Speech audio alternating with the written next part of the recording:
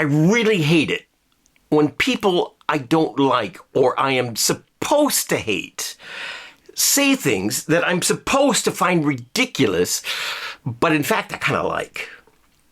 I clicked onto a podcast by Ben Shapiro, smartest guy in the room, and he was talking about Andrew Tate. And so he hates Andrew Tate, and Andrew Tate is the manosphere guy. I don't know much about Andrew Tate. Is he evil? Is he good? I don't know, and I don't care. I think the whole discussion is overwrought. But he's now, I guess, in prison, or at least going up. There's a court case against him in Miami, maybe another place, I think in England too, something like that, whatever. And so Ben Shapiro published a tweet that Andrew Tate made out of prison. Did he have a cell phone in prison? Maybe I misunderstood it, but this is a Tate. This is an Andrew Tate tweet. And it's supposed to show how ridiculous it is and how silly Andrew Tate is and how stupid, because it is a kind of descends into kitsch and into nonsense, and it's a very simple tweet for simple people. Let's roll that clip. A tragic tweet. Quote, "If you are sad on a yacht, you are sad. If you are happy in jail, you are happy. Absolutely nothing matters outside of your state of mind. Few. Period."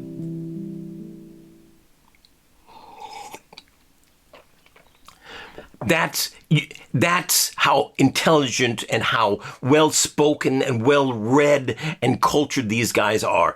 You can be sad in a villa and you can be happy in a prison. But wait a minute, that's actually true. I come to think of it, I mean, I'm supposed to hate it and make fun of it, but actually it's true. In fact, he's really only quoting Viktor Frankl. Viktor Frankl was a great Austrian psychologist and philosopher. He wrote In Search of Meaning, Man's Search for Meaning, In Search of Meaning, Man's Search for Meaning, I think. A great book. If you haven't read it, you should read it.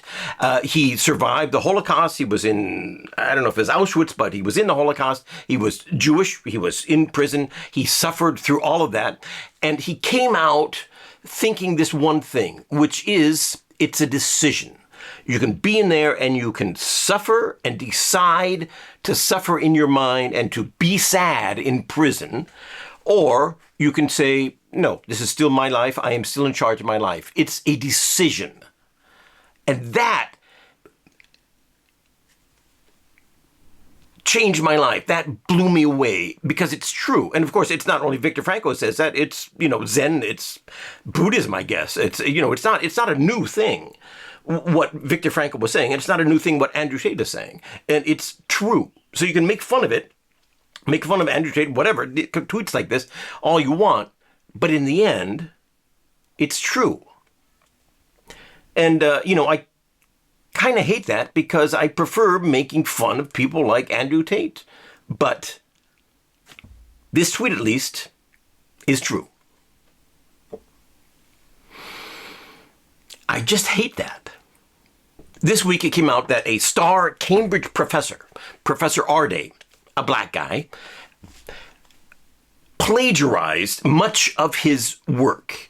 He also seemed to have lied or exaggerated much of his heroic backstory of overcoming autism and overcoming not being able to speak and doing feats of physical exertion and things like that, which he had been praised for some time now. And it looks like now that he's basically just kind of an imposter, and he's a DEI imposter, meaning he was hired mainly because he was black, and so the Cambridge could say, look, we have this great black scholar, isn't it wonderful, we are diverse, but now it looks like he was just a guy who saw a chance. DEI is a chance, right?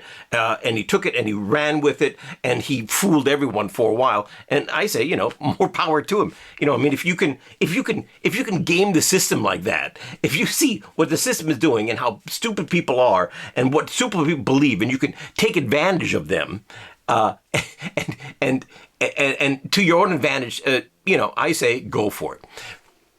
The thing I hate about it is that when I was watching a report on this by Unheard, it's a conservative podcast, and of course they because they have a conservative agenda, it was their thing that they had to make him look ridiculous. They had to, tromp on him and say, this is not a real scholar, this is all bullshit. And they did a good job at that. But then they played one clip by him in a radio interview or in a podcast interview.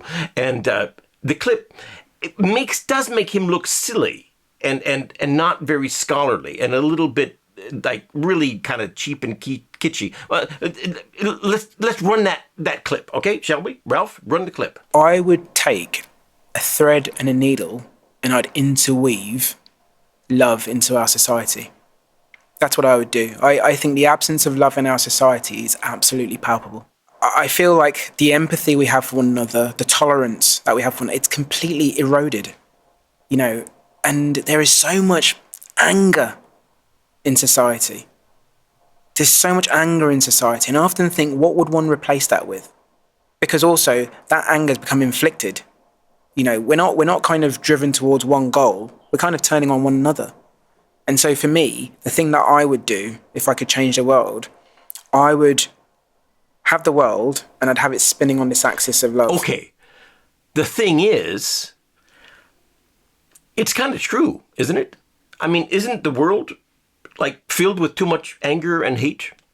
Can't the world have a little more love? I mean, it's true. This thing of what if he could, he would revolve the world on an axis of love. Come on, that's not even. I don't know if that even rises to the level of a pop song. Maybe it does, but I mean, it's ridiculous for a Cambridge professor to say that. But in fact, it's true.